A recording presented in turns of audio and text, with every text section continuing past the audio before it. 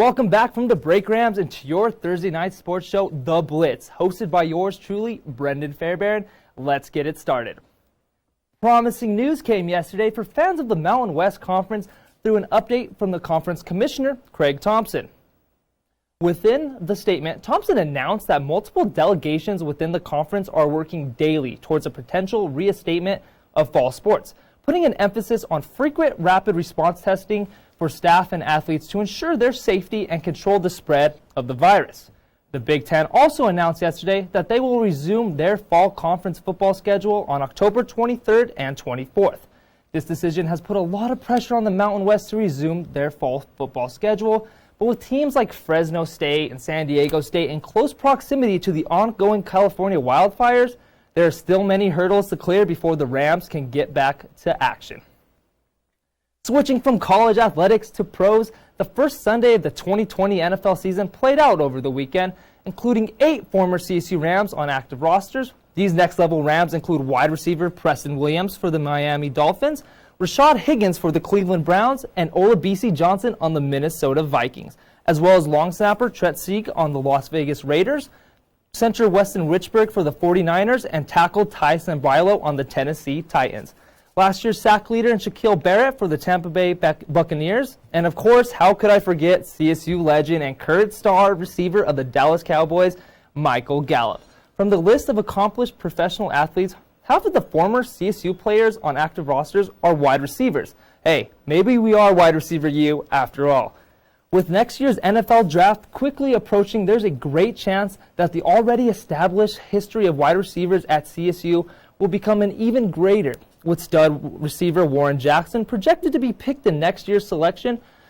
Process of speaking of Jackson, he had defensive lineman Manny Jones have been named to the Reese's Senior Bowl top 250 players this year, demonstrating how respected they are among pro scouts. The Senior Bowl usually has a top 500 list of the most promising pro prospects, but due to so many conferences postponing their fall sports due to the ongoing pandemic, they cut the list in half, making the recognition even more impressive for these CSU phenoms. Michael Gallup was the last Ram player to be invited to the All-Star game back in 2018. Jackson announced last month he has opted out of his senior season due to the Mountain West Conference postponing fall sports. Jackson's career stats over his 3 years at CSU are very impressive. He had 124 catches for 1,789 receiving yards, 14 touchdowns, and an impressive 14.4 yards per catch. His junior season was by far the best, with over 1,100 yards and 8 touchdowns, 6 best on CSU's single-season receiving yardage record, and total receiving yards in a game. 4th on total receptions in a season as also. Manny Jones also had a solid year in 2019, earning an honorable mention All-Mountain West selection for his play last season. Entering his 4th and final season as a Ram, Jones is primed for a productive finish, improving his tackles for a loss and sack totals in each successive year at CSU. He had 123 total tackles, 21.5 tackles for a loss, 9 sacks, and 1 interception. The Senior Bowl is a phenomenal opportunity for college players to show off their skills in front of NFL scouts. 93 players were drafted from last year's Senior Bowls class, including 10 first-round selections. Best of luck to Warren Jackson and Manny Jones as they continue to work towards the 2021 NFL Draft. The 2021 Senior Bowl game is scheduled to be played on January 30th, 2021 in Mobile, Alabama, on the campus of the University of South Alabama. Now let's move past the gridiron and onto some NBA action with contender or pretender. After their defeat of the LA Clippers in the Western Conference semifinals, the Denver Nuggets have made history, being the only team in NBA history to come back from a 3-1 deficit twice in the same playoff run. Their prize for accomplishing something this historic, a matchup with the number 1 seeded LA Lakers, and a 2009 rematch of the Western Conference Finals. And of course, I can't talk about the Denver Nuggets without mentioning the dynamic duo of Jamal Murray and Nikola Jokic. Together on the court, they have 52.5 points per game, 6.3 three-pointers made per game, 12.4 assists, 15.8 rebounds per game. And it's also good to note that the Lakers have the 10th worst pick and roll defense in the league, while the Nuggets have the 3rd best pick and roll offense in the league. Also, what the Nuggets have on them, they have more depth than the LA Lakers. They have a mismatch shooting as Porter Jr., Harris, and Millsap are all shooting better than Caruso, Green, and Caldwell Pope, and the return of Gary Harris will definitely slow down LeBron James. What scares me about this matchup is the Lakers' mismatch with the big man. Jokic could be in possible foul trouble with AD in the paint, as AD is way more aggressive than Jokic offensively. Lakers have McGee and Dwight Howard to complement AD, so the Nuggets are going to have to rely on their outside shooting against this big man lineup. I have the Nuggets as contenders, and mark my words, the Nuggets are going to win this series within Game 6 or Game 7. They will go to their first conference or their first finals as a team. As confident as I am as the Nuggets being contenders, I am just as confident for my picks or for what are the odds this week. For Moneyline, I had the Nuggets at plus 235. The reason I like this, you could easily double your money. The Lakers have lost their first game in each series against the Blazers and Rockets.